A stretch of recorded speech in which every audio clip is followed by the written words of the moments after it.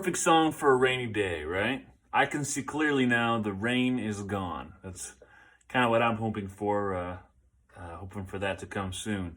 Let's look at this. This is a great melody, and it's a pretty simple song. It only uses the 1, 4, and 5 chords that we've already learned, plus one other chord that we'll talk about in a sec. Okay, so let me run you through the first part of the verse. Here it is. So it starts on D chord.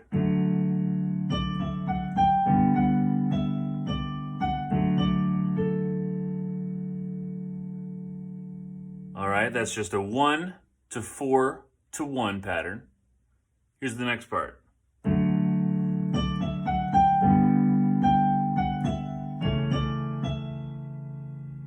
Now we start the same way, same little motif, 1, 4, and then we move to a 5. And rather than do a 5/7 there, that's a little too grindy for this. This is such a pretty song. I think let's use just a regular major 5.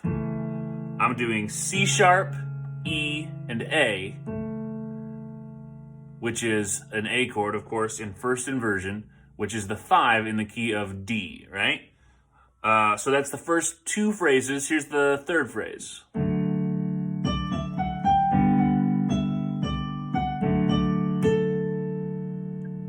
All right, does the same thing that it did. Those first and third phrases rhyme, don't they? Which we see that in a lot of pop songs and folk songs, that there's kind of a symmetry to this, right? The last part, here we go. Here's our new chord. All right, that's a C chord right there. Do you see that? E, G, and C. It's in first inversion as well. I could have played it here, root position C, but my next chord is a G, and that's starting to get a little low, a little bit muddy. So I place it here, C, here's G, resolves to D right there, which that works for me. I like that voice leading. C, first inversion, G, second inversion, D, root position. Dig it? So there's your chords. Let's talk about the fingering for a sec. I went, this melody very closely follows the D chord in the D major scale. Even just D pentatonic plus that fourth right there. So when I play, that's right up the D major scale. But rather than go my usual D major pattern, 1, 2, 3, and then maybe across to 1, I'm actually going to start this on my second finger, on the index finger, and go 2, 3, 4, 5, because that's as high as I need to go in that phrase.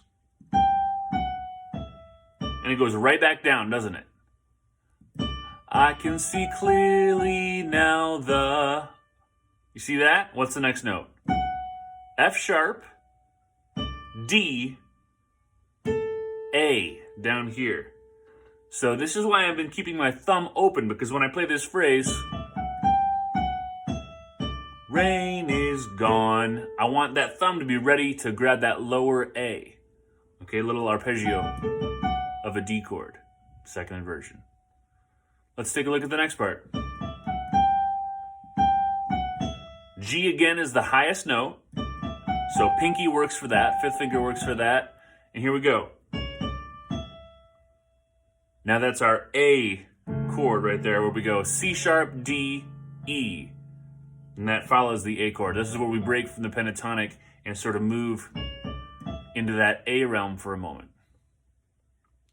Third phrase rhymes with the first. Keep that thumb open, remember. Here's the next part.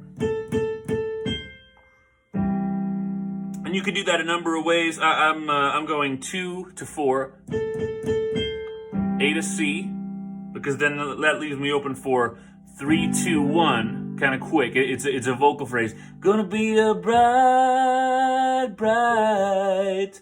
It's one note, so I want to keep it kind of flowing.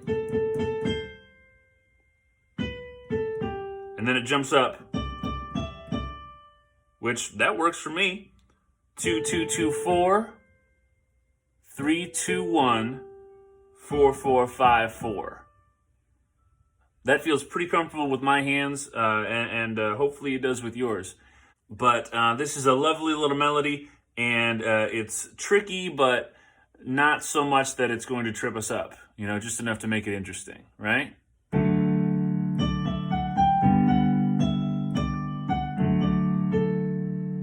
Oh, let me grab my metronome here. All right, I'm going to take it a little bit slower. That's 108 BPM right there.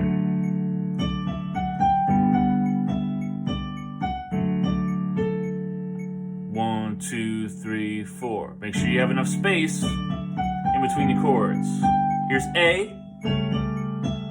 I'll make that A major.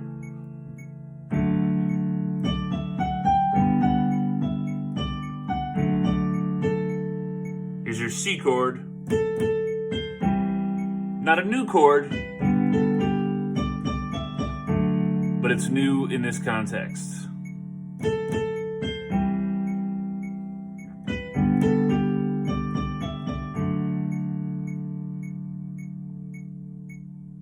Cool?